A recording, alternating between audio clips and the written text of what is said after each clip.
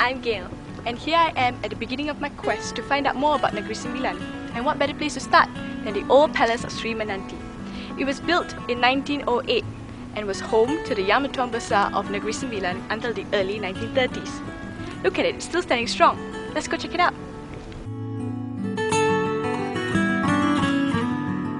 The Istana Lama Sri Meranti, or the Old Palace of Sri Meranti, is the masterpiece of Minangkabau architecture. It is located in Sri Meranti, the royal capital of Negeri Sembilan, about 30 kilometers from the administrative capital, Seremban. This is the seat of Minangkabau rulers who migrated to Negeri Sembilan during the early years of the Sultanate of Malacca. Sri Meranti Palace today houses the Museum di Raja, the Royal Museum.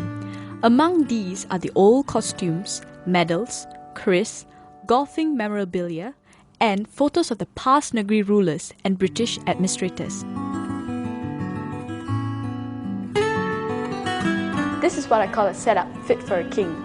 This banquet hall was used for the dining pleasure of His Royal Highness, also to entertain the visiting locals and foreign dignitaries. Sri Meranti Palace was used as the royal residence until 1932.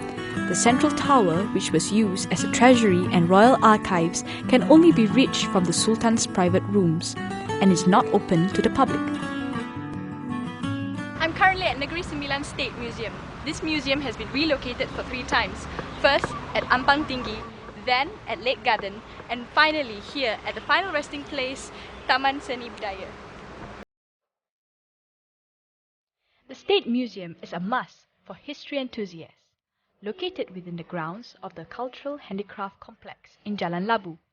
It is actually an old wooden palace which has been reassembled for public viewing. I'm here with Mr. Hafiz, who is the Assistant Curator at Negeri Sembilan State Museum. So Mr. Hafiz, explain to me about the museum a little bit. Okey, sebenarnya museum kita ni ditubuhkan sejak tahun 1980 dan pada asalnya bangunan ni ialah orang kata Astaka Tilawat Al-Quran. Dan pada tahun 1983 dia diwatakan sebagai muzium negeri oleh yang pada masa itu Menteri Besar Negeri Sembilan lah, so Tan Sri Ihsan Samad. Try to show me around? Boleh? Built entirely from wood, this palace has seen greater days of royal splendor at its old site at Kampung Ampang Tinggi.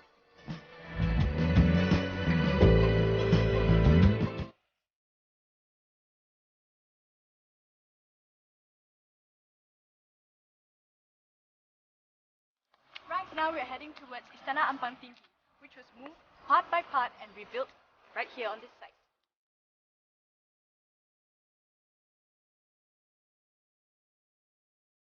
Mr. Hafiz, explain a bit about the istana. Okey, istana ni dibina tanpa paku. Dan setiap design yang kita tengok dan kebentuk ni mempunyai fungsi-fungsi tertentu lah. Explain a bit. Okey, macam you naik tadi tangga tu kenapa dia terlalu tegak? Itu untuk lambatkan, macam kalau ada musuh datang, tu akan dapat melambatkan lagi pergerakan musuh. Jadi orang dalam ni boleh get ready dengan. That's quite smart. Ya. Dan kenapa pintu dia rendah? Kita orang Melayu penuh dengan sopan santun. Jadi masuk rumah orang kita kena hormat. So,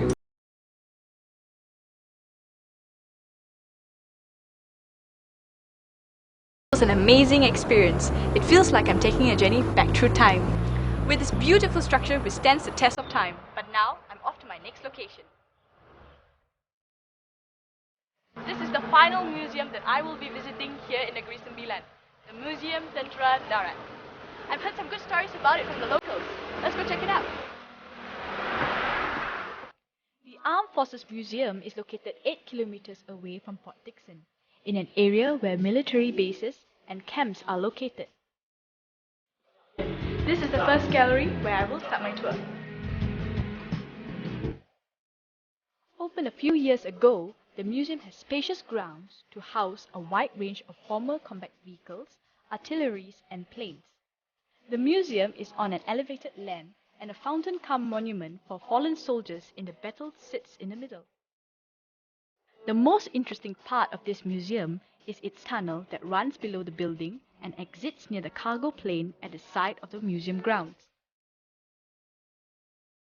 This tunnel is the exact replica for tunnels used by communist soldiers during the war for communication purposes.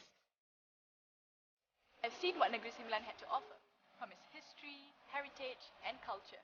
But now, I'm driving off to my next destination.